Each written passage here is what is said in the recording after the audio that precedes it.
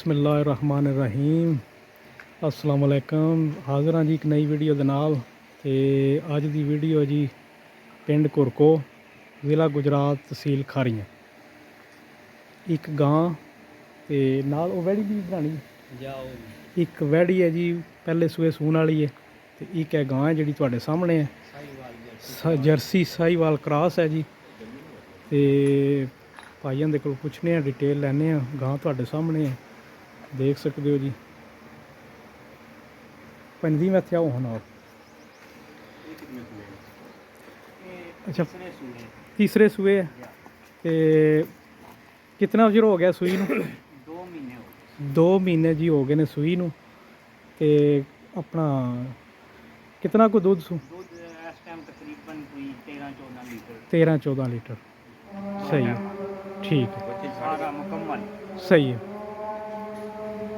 की डिमांड कर रहे हो जी प्यार मुहब्बत पा के? डिमांड की 3.5 भी करी दी है, 3.40 की भी करी दी है ते कोई थोड़ा बहुत प्यार मुहब्बत काट ला 340 जी मंगते ने पे भाई हरी। तो जिसले को आ जाएगा फिर वो जरा चलो कोई प्यार मुहब्बत हो जाएगा आए गए नाल ते चलो कोई किराया पाड़ा भी छड़ देंगे।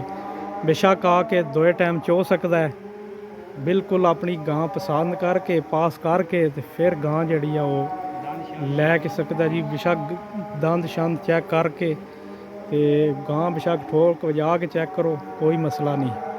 तो भाई वच्छी केड़ी है जी दी? वच्छी दी फ्रीजियन वच्छी है जी। सेम कलर है तो माँ के कलर तो ही लै गई भी कलर अपना। तो माशाअल्लाह जी तुसी देखो तो भाई नदीम को बड़े कमाल के जानवर ने तो खातर भी बड़ी सोहनी करते हैं। वेख सकते हो तुसी वच्छी जी है वो अलहमदुलिल्लाह जी बड़ा दूध छड्डदे ने। वच्छी भी बिल्कुल सौखी है तो देख सकते हो जी। है जी हूँ तुहानूं शौक कराइए इन्हों का। है जी दूजी गां 1 महीने का बच्चा है वो मगर। यह वैड़ी है जी ये तकरीबन 8 महीनों की वैड़ी है। देखो तुसी बंदे दी तुसी खातर देखो बंदे का तुसी शौक देखो। तो दूसरी वैड़ी है जी ए जर्सी। पंजी मैनू कितना महीना है? 25 दिन रह गए 25 दिन बाकी ने जी वैड़ी दे। तो यह तुसी देख सकते हो जी बिल्कुल वैड़ी जी अलहमदुलिल्लाह साउ सील लिबास भी बना दी है पी जाइए। ये 25 दिन कटदी है तो मजीद इंशाअल्लाह बेहतर हो जाएगा। जर्सी का यह सिमन लगे है तो भाई नदीम जड़े ने ये सिमन तो बहुत ज़बरदस्त काम कर रहे हैं जी। कि ये इंपोर्टेड ही काम करते हैं जी। इंपोर्टेड सिमन लिया के तो गावां तुसी इन्हां दियां देख सकते हो। तो भाई नदीम इसकी की डिमांड है जी? इसकी डिमांड 4.25। तो चलो जे कोई प्यार मुहब्बत कोई आ जाएगा भरा तो फिर वो हो जाएगा। तो है वैड़ी है जी पहला सुआ सुना तुहाडे सामने है।